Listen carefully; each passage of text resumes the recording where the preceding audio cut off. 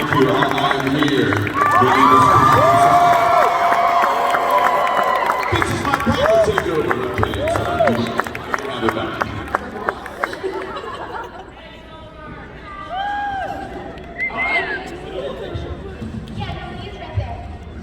Is everyone good? Everyone settled? We got the name tags, we got it, we're good? Okay. Yeah. Okay, so I'm gonna have you guys introduce yourself, the character you play, and if you wanna do the voice, you can do the voice. It's up to you. So let the man himself take over right here. Oh, I thought I was supposed to do that. Hi, I'm Christopher Sabat, and I do the voice of All Might in My Hero Academia. Hello everybody, I'm Clifford Chapin, I'm the voice of Kotsky Bakugo! Hi guys, my name is Wehkamp, and I'm the voice of your sensei, Shota Aizawa. Hey everybody, I'm Seitz, and I'm Dad of the Year Endeavor. Hello everyone, I am Zeno and I play Hops, and I'm here at Hi friends, my name is Trina Nishimura and I play Jiro in My Hero Academia.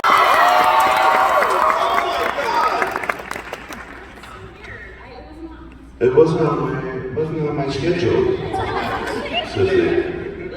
So all you Miss Babies, we all introduced ourselves so far, but you just have to introduce yourself and say who you play in the show. Yep. Say it. Just who you are. Hi, I'm Leah and I play Amy Gotova in My Hero. Awesome. Sorry for the late notice, apparently. So we're gonna do a couple warm-up questions, then we're gonna do Q&A. Give you guys time to ask questions, do whatever you want. So, well, not whatever you want. I take that back. Okay, yeah. Behave, everyone. You can say Actually, yourself too if you want. I've been crying such ugly tears in this last season, and oh my gosh, Leah, the work you did this season is so freaking good. The taco scene is just like, painful. That means so much to me. For me, I'll also pick from this season. It was Seitz's work in the most recent episode for the Todoroki family.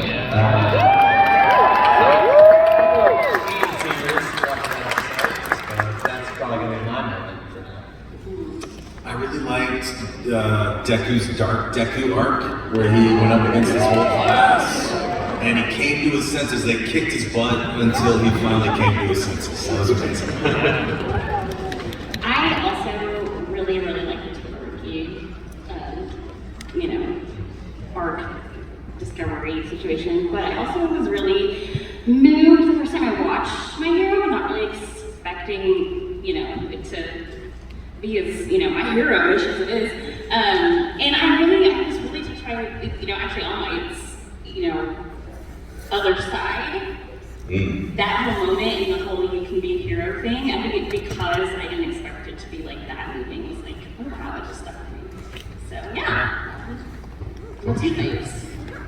I think for me, it sounds like a bit of a cop out. I'm an emotional, savvy guy, so all of the emotional beats that people have been mentioning already have been messing me up, maybe. Especially your stuff. Like, I feel like I just got done crying for my own scenes. Like, okay, let's watch some show and not be emotionally damaged. Like, you guys just emotionally damaging.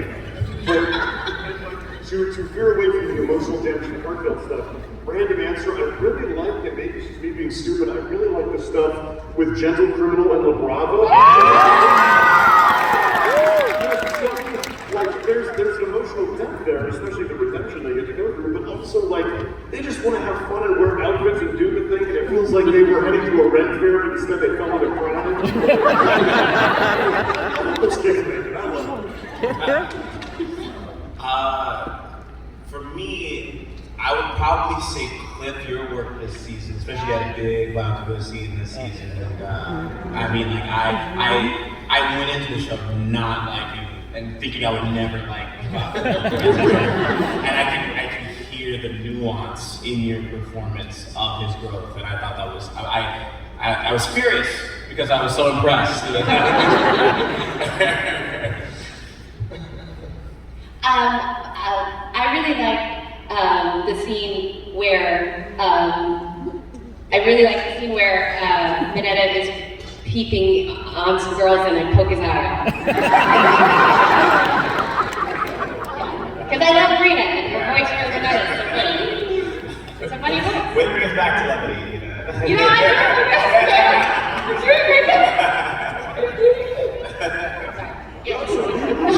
When you were facing off, it's all like they're just kids, man. Yeah. You can't hang, but they were like, hey, you're in it.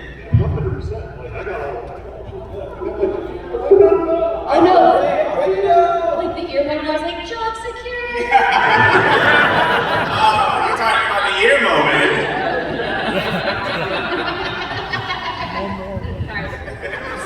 See you guys at the end. Okay. Thank you, everyone, for your answers. Thank you. You're welcome. So, what is something in your life that you have gone beyond plus ultra for? Something that you really strive for, whether in your career or just in your normal, everyday life? Cheese. You say cheese? I eat way too much cheese. Same. Plus ultra for Baby Bell cheese specifically. I don't know what it is about cheese in the evening, but I've got to stop eating so much cheese. So, plus ultra.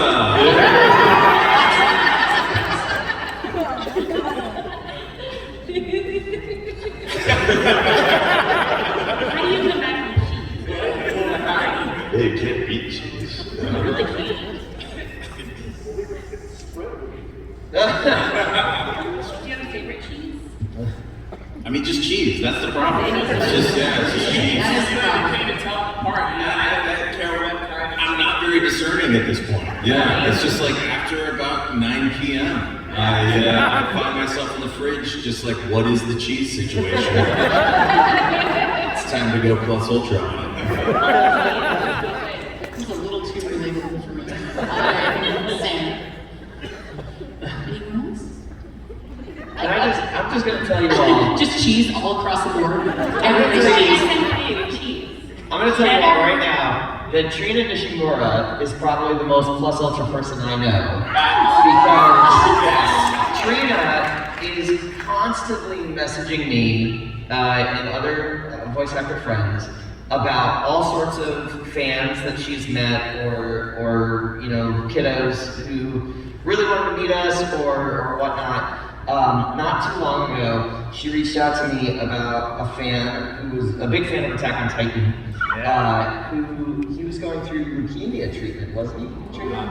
And Trina had arranged this whole thing for all of us to sign like a bunch of stuff for him, and then somehow also set up for him to come and like tour Crunchyroll and all these things. And that is Trina Nishimura. She is the most plus ultra person.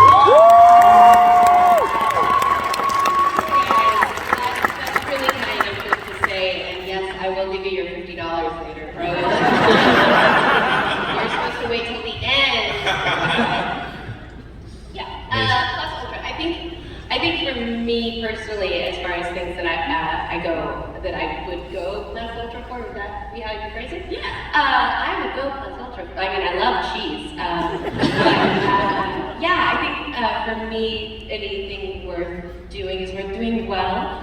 I think as far as plus ultra, as far as I interpret it from my own brain, is mostly about gratitude. I know that sounds cheesy, and this is the part where Say the word cheese. I know it sounds cheesy, and I'm supposed to do fart jokes. It's fart joke, meaningful content fart joke. And I haven't said enough fart jokes yet, but for me it's gratitude and coming to events like this and getting to hang out with my tribe and people that I truly love and meeting amazing people like you makes me feel plus ultra, whatever that's good stuff. That's it. Somebody tell a fart joke. I can't possibly follow that. Thank you. Miracle. No,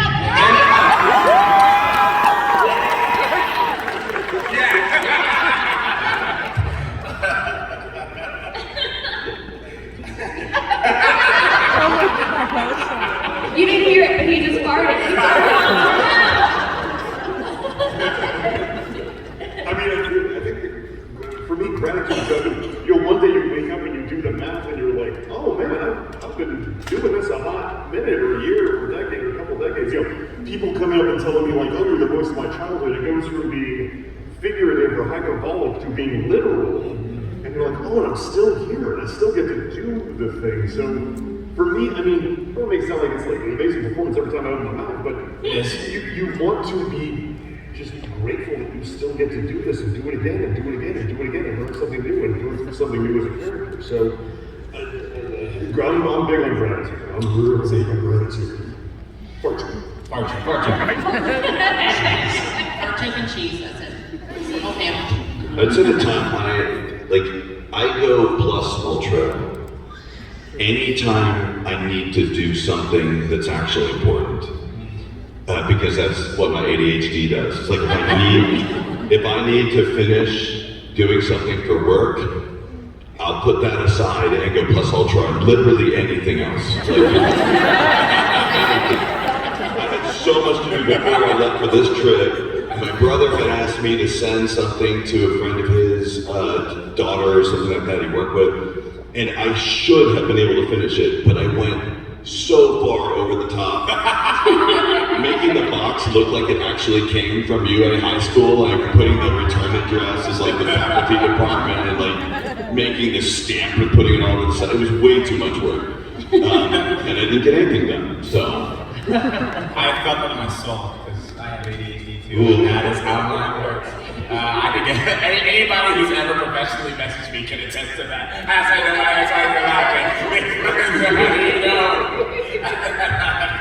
Unreachable sometimes. I'm never going to hear back from you. Right.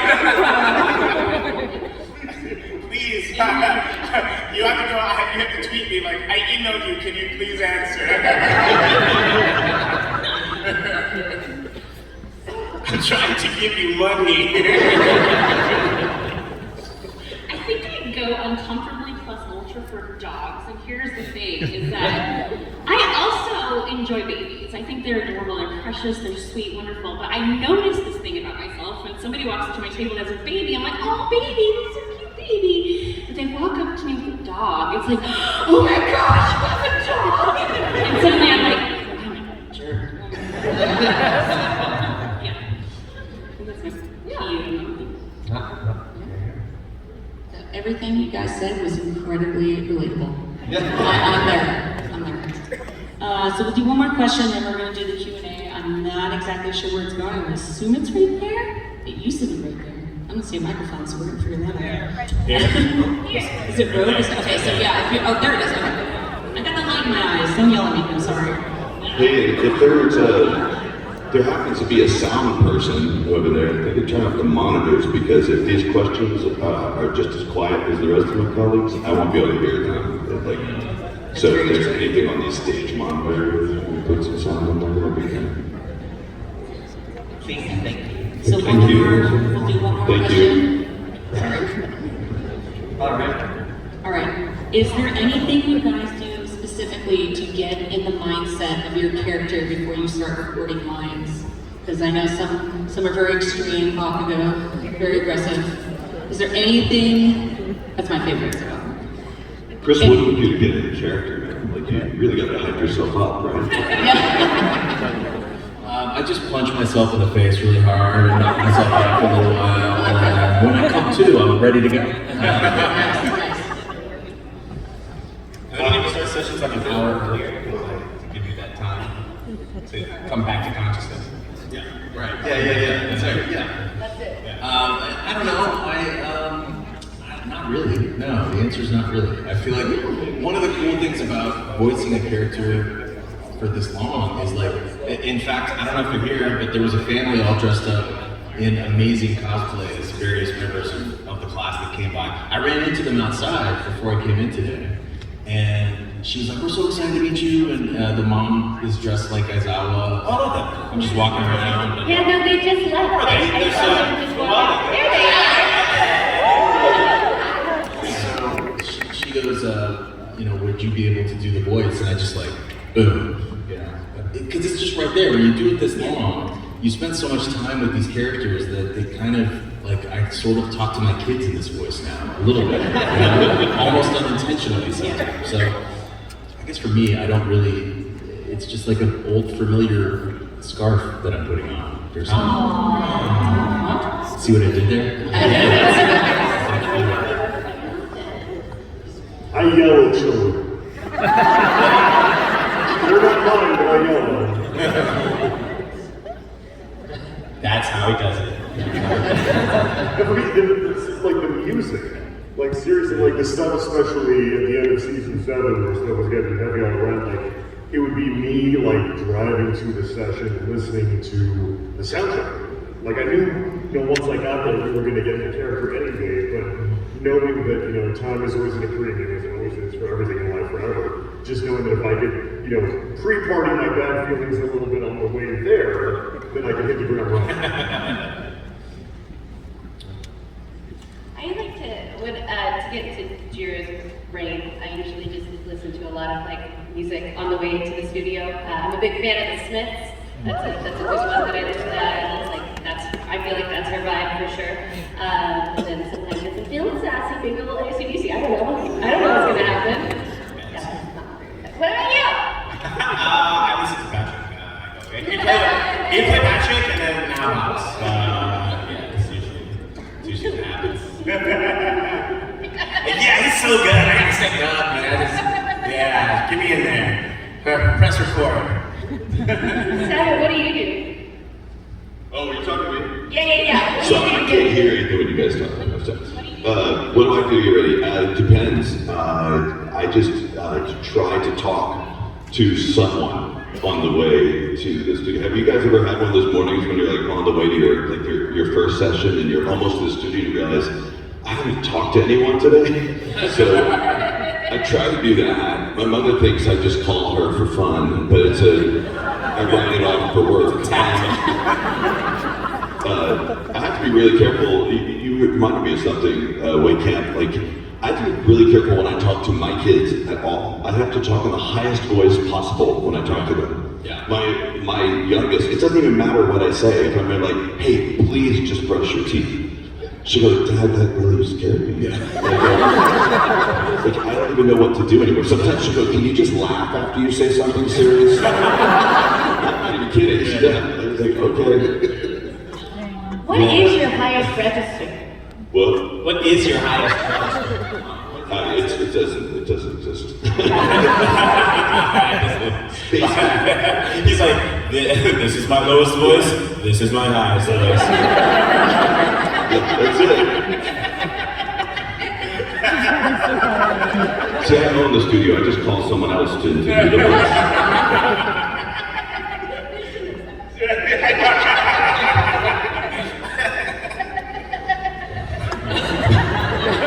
Or bun. You have bun in my hair and everything. Viscous, not viscous. Viscous. I don't really think about it. Bakugo's been a part of my life for 8 years at this point. If I want to do Kosuke Bakugo, it's just there. Sometimes I used to do the Bakugo voice to make my kids laugh. Now they hear the Bakugo voice when I'm very angry. If they really, they don't care about it anymore. They still watch the show, but they're not as entertained by me being Bakugo anymore. And so now they don't hear that voice if they really messed up. Alright. We're doing the Q&A now. You guys, all of you in the line. That's what you think. Hi. How did you pick what voice to give your character when you first started out?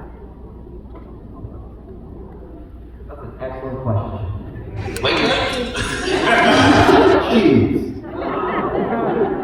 Well, I started voicing myself in season 2 after another really awesome actor had to walk away from the role, unfortunately. Or fortunately for me.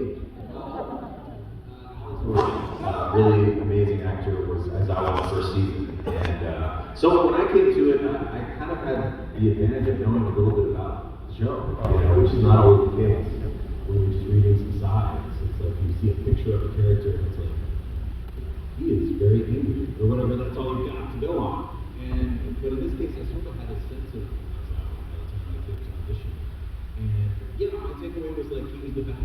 of this world. And so I, you know, and I love Batman. Batman animated series is like a childhood. Every day, middle school, it's all about it. So I was like, I'm just going to be Batman. But the problem is that Batman is a billionaire, and also he's, you know, he's real serious.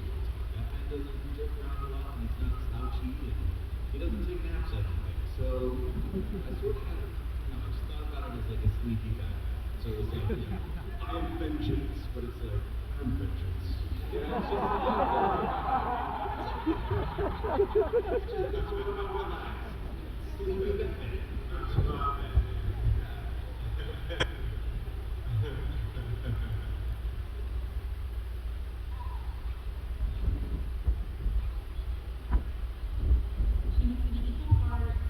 Adorable and terrifying, and so I don't know. Whenever I think of like scary characters, I think gremlin, and so I figured as long as there was some level of weird texture in the voice, I felt like still so it's like even if I'm being adorable, it was still kind of weird, you know.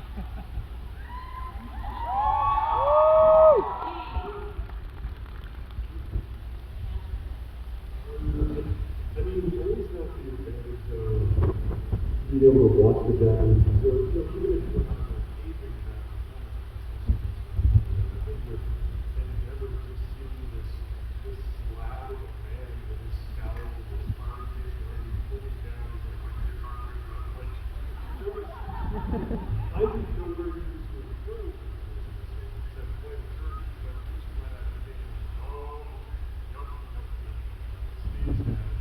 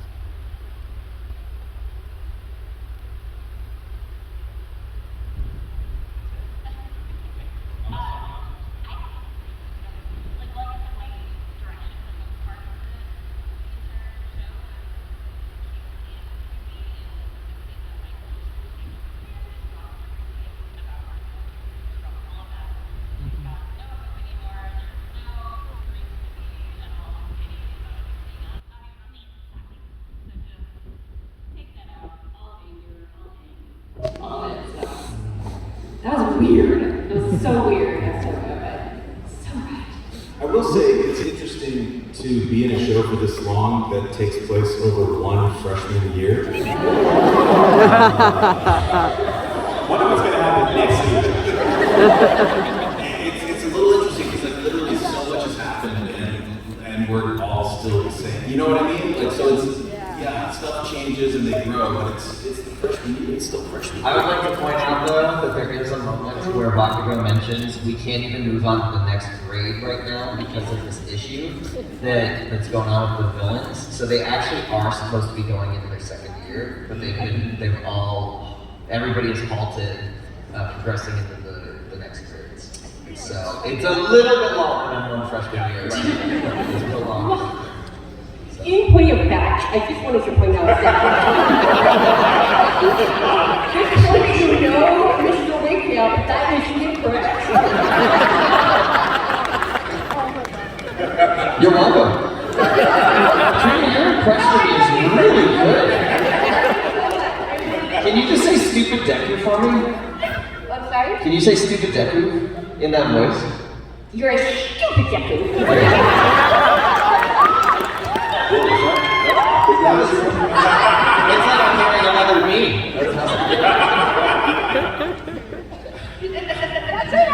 You remember when we talked about Trina being very close also? I take it all back. Of course. It's all part of my plan, so I don't have to take it. All right, thank you. Thank you so much.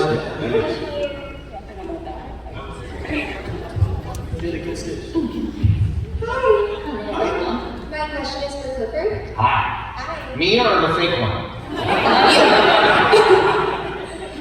When starting voice acting for Bakugo, did you believe this character would go through such a big transformation from being such a bully to realizing his own weaknesses? I had hoped that he would.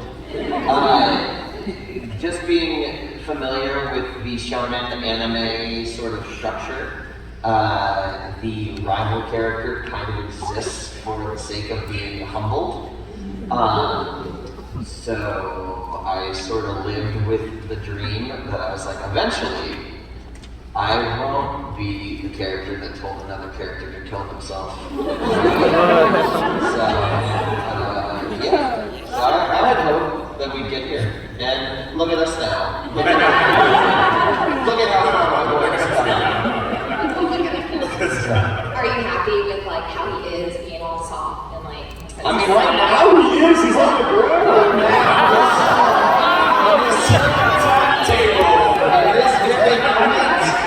Maybe I'm not thrilled with his current position, but you know, It's pretty rigid, right? yeah, it's Telling someone to kill themselves, steal that guy's Bakugo.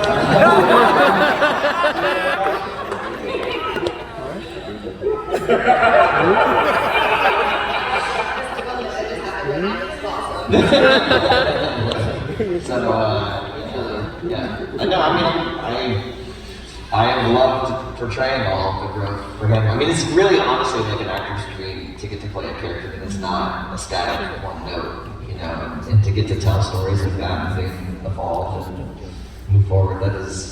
It's one of the best things about the job that we get to do. That's wonderful. Thank you so much. Thank you. He's so cold. Right? He's really cool. If you want, If we want. if your guys' character, if they were workless, what job would they have besides a hero or a villain? Blood drive. To answer this question.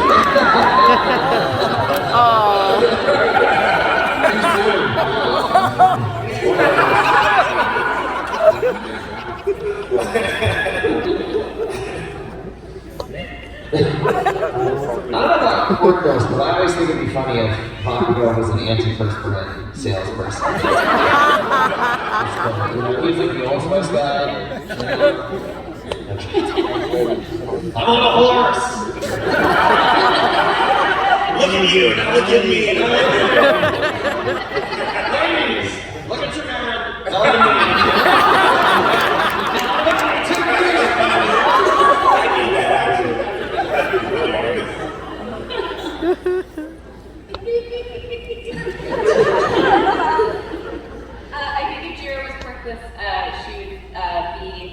a rock star.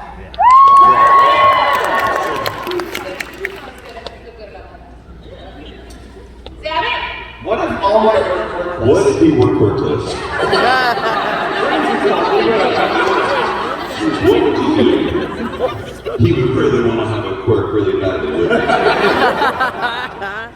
He'd probably just follow ladies around and beg them to have a quirk and stuff like that. That sounds really weird out of context if you ask me. Even knowing that you meant, I was like, Yeah, so Patrick, you'll get there. I don't know. All Mike could probably, he'd be a great basketball player, I think. He's pretty tall. Yeah, he could be a hair model maybe, or something. you could go into like little skinny places and get things out that people would drop. Yes. I don't know if that's a job, but more of a vocation. I think endeavor would be, if we're going for the ironic, he'd be a firefighter. Like, he's putting out fires, but I can also see him as like the kind of like, not like the PE coach at school, but like if your kid's on like the travel team, like the super competitive team, the really emotionally abusive coach. Who then maybe makes you not like that sport anymore. They're all about winning and not about the humanity. So firefighter or really horribly abusive travel team. Yep. I feel like I am contractually obligated not to answer this question. There is an answer.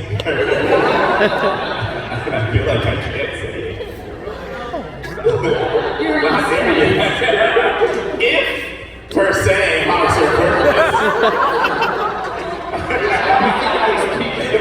hypothetically, who would? Preposterous. Yeah, there's an answer. Probably. Oh my god, you need that dude running around shirtless with a sword, you're like, this. Yeah, talking back in our day.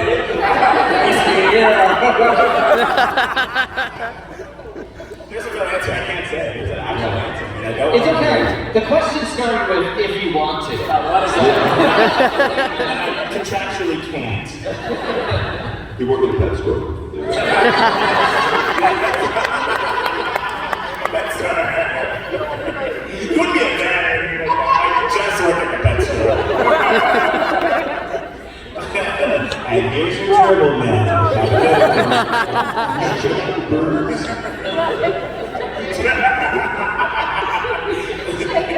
Check out the birds, they're great.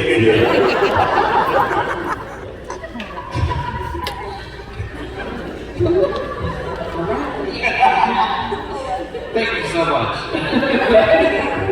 Oh, no work today? Okay, that's fine.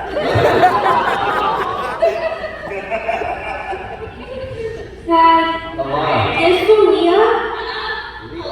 If Toba was guiding from the beginning and Saints had to go past her powers, if he had to guide from the beginning, had to use her power for good, how is he different from CB? If I could use my power, if she could use her powers for good? Yeah, if she was now her parents don't have to oppress it, if they guide her with love and support, how different was CB? Oh, that is a very sweet. I think she would be very different. I mean, I think she'd probably be a hero, and then she and Ochako would be just BFF, you know? Because, yeah, she would be able to show love in a healthy, nurturing way. She would have that example. She would have that maternal, figure between birth and 5 years old. It's so important. Your brain is ready to be growing. So, yeah, I think she would definitely be way different. And, yeah, she'd be happy. So thanks, guys, for Would your parents like take her to like blood drinking clubs and stuff like that? Put her in like activities and stuff?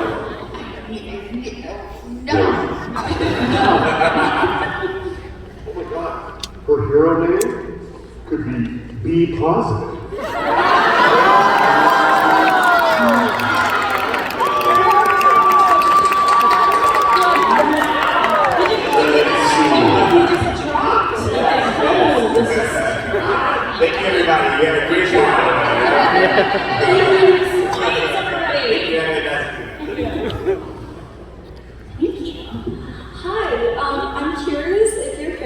backstory were to take a dark turn and you turn villain, what would that turn be, and what do you think would get you arrested? Oh. Yeah.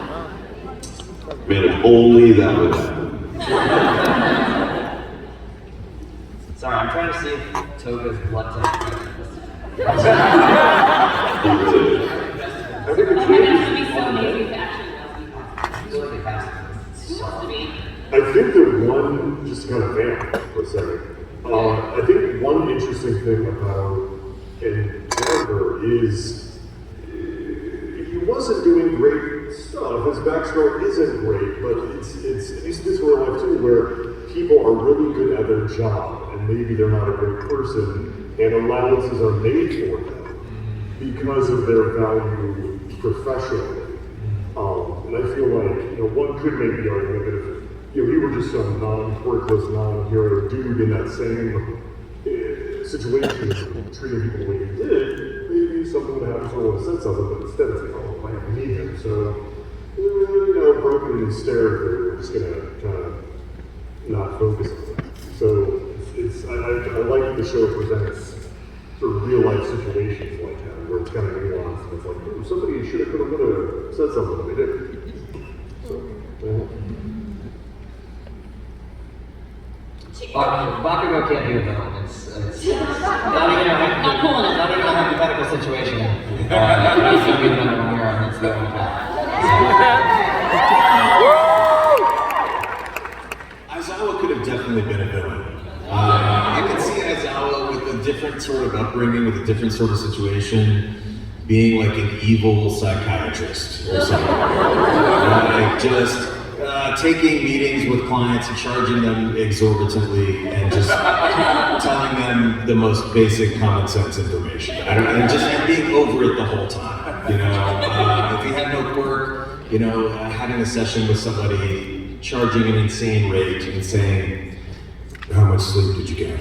That's not enough. Are you drinking water? You need to be drinking water. Like maybe an evil life coach. That sounds more like an evil life coach. I can see that. Thank you guys so much. I used to joke that like I would want All Might to be, if he was a villain, he would just force people to eat his hair. So eat my hair, eat my hair. Oh my god. That should be the episode. He just give really weak people his quirk and watch them explode. That sounds like dark. Yeah. Sounds like the truth. Hi, my friend wasn't able to be here, so I'm gonna ask a question for her. Okay. What's a quality you've learned from your character that you'd like to keep with you?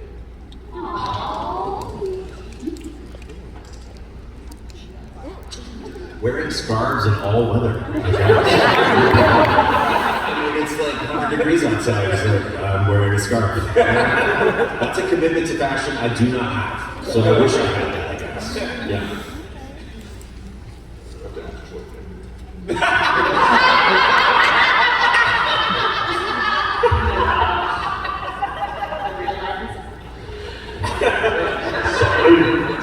I think for me, trying to be vulnerable enough or unguarded enough to really apologize to people when I mess up and have to be cool with how they take that. Realizing that an apology doesn't mean you get forgiveness. An apology sometimes means, yeah. So admitting when I mess up and taking the lumps as they come.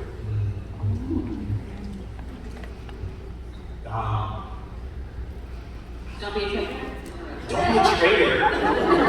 Don't stab your friends in the back. Literally or figuratively?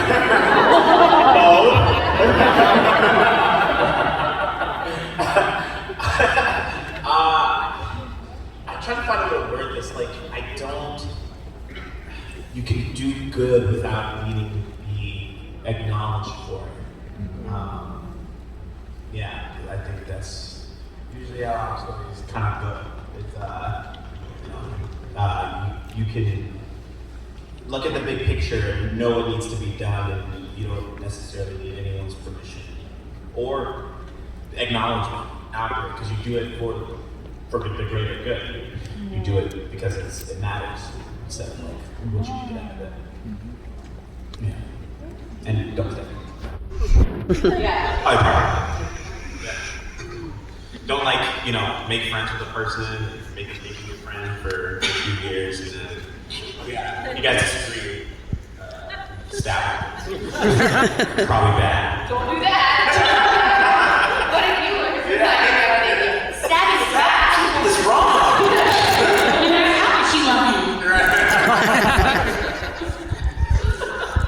I feel like telling this whole backstory just kind of drives home this whole point of like good parenting is important. Yeah. Otherwise your kids turn out to be different. Yeah.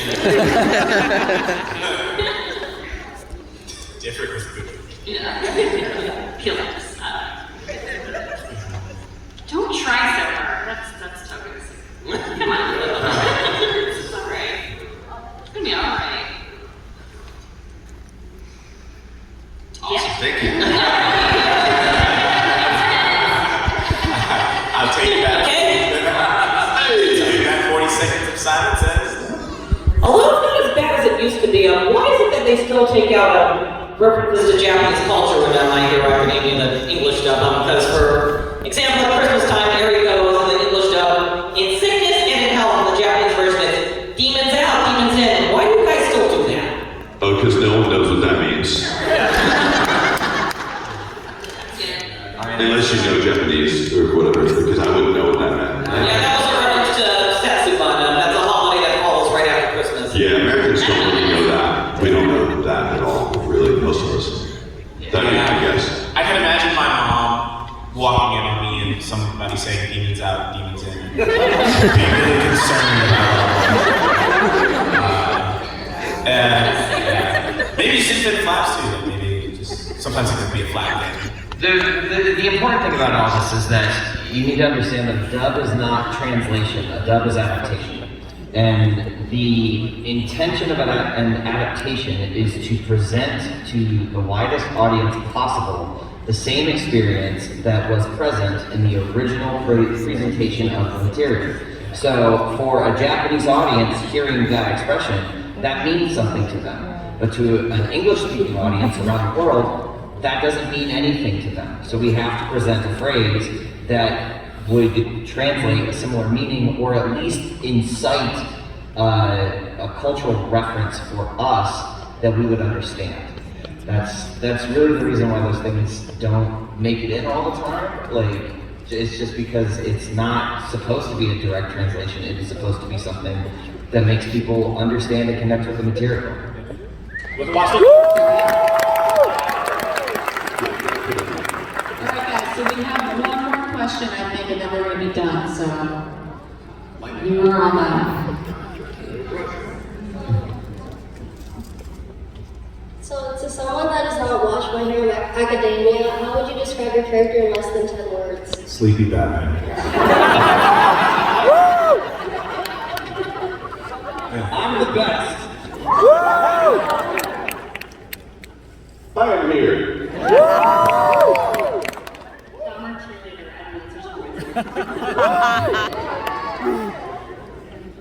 Good at fire, bad at dabbing. Archangel from X-Men, but better.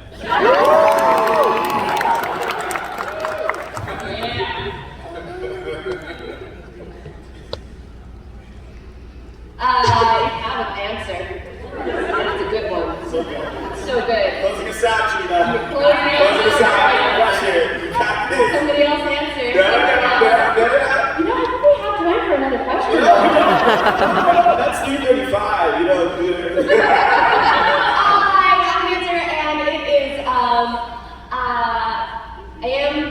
I am who I am. That's cool with me. Yeah.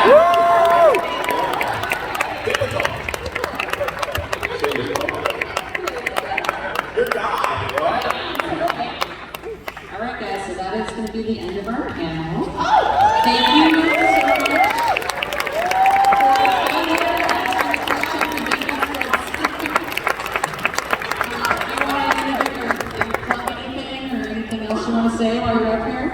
contractually obligated to plug something right now. My contract is called a marriage agreement.